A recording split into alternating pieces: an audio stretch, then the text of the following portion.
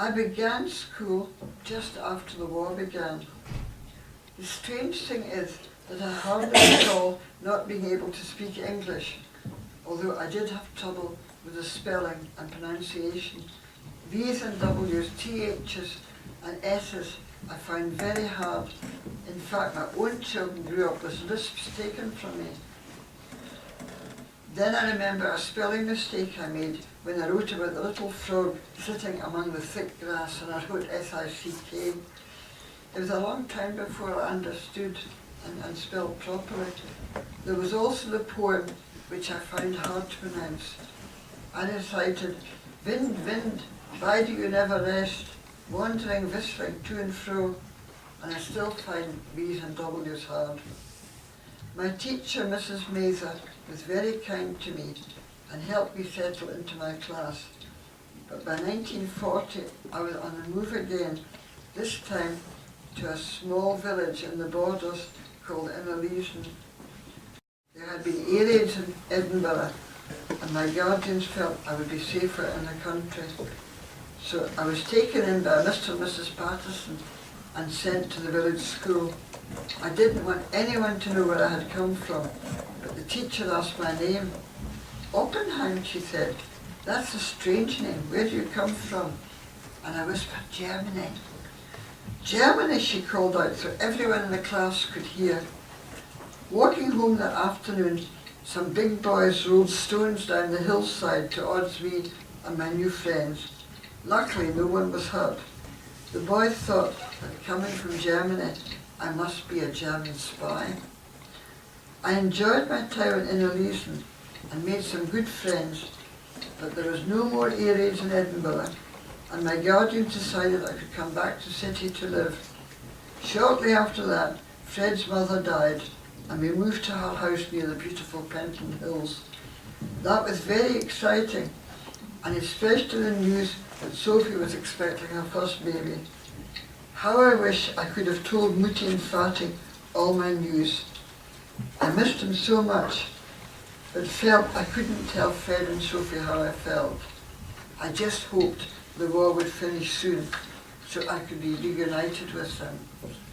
That I've got another wee bit I would read, but will I let the children ask questions first? Yeah, if they want to ask questions and then... Yes, if you want to ask questions. Yes, dear. After the war, did you ever get back to Germany to see the great No, I'll read you a wee bit about it. My parents were sent to Frankfurt in 1942. From there they were deported to Theresienstadt concentration camp in 1943. In October 1944, they were sent to Auschwitz, from which they did not return. I never knew what happened to them. I had visited Theresienstadt, but never Auschwitz, so when my daughter and son-in-law offered to come with me, I jumped at the chance. From Glasgow we flew into Prague, then changed planes for Krakow. And then we went to visit Auschwitz. And our guide knew that I wanted to find out what happened to my parents. She took me to see the archivist. He took down all the particulars and promised that he would get in touch with me. 2 or 3 weeks later, he wrote he couldn't find out anything further. I've missed out a bit about going to Auschwitz. So, let's see. Any more questions? No? Yes, dear. And what was like the difference between Scotland and Germany? It was different. I think most of it was that you could talk to everybody and you felt nobody was your enemy. And I was very lucky because where my foster parents lived, it was in a terrace, and there was children there, and they were all my age, so I was able to make friends. Yes. Was there any tension building up when you were leaving Germany? I think there must have been. I don't really remember too much, but there must have been a lot of tension. And from the other kinder that I know, I mean, they had a much harder time than me. as well. I tell you what I do remember, and I've never told this to anybody before. They wanted me to have, you know, some nice clothes to take over, and I actually went into a shop on my own, and you know, I got this dressing gown, and of course they started to ask me questions. That was quite scary. Yes. How long did it take to get to Scotland? Well, I know that we stopped on the road. We didn't, you know, that would be perhaps it would be evening, and then we would. I think we stopped in Birmingham, to tell you the truth, and then I don't know what time we got back to Edinburgh or not, but you know, I had when we went into the bedroom, and I needed to go to the toilet, but I didn't know what the word for toilet was, and it was, it's called there's a British name, and it's called WC, water closet, so they had told me about that, but of course with me not being good with the V's, I said, I want to go to the VK, and that was the toilet. Yeah? Anybody? Do you have any other questions? No? They all prepared lots of questions yesterday, but I think you answered them all when you were talking. Do you think so? Yeah, I think so. I missed out a lot, because I did, I missed out a bit about going to Auschwitz, and there was like quite a lot, and also I missed out my aunt. These people that I went to, they were very good, and they had arranged for my mother and father to come to Scotland to be with friends of theirs. But of course they didn't get out. But my aunt suddenly arrived with all her suitcases, and you know, they kept it for 6 months, which was wonderful of them. Yes? Did you ever have like one of your best friends, somebody who you met? Do you know, I found my best friend, and it was 50 years after the war began.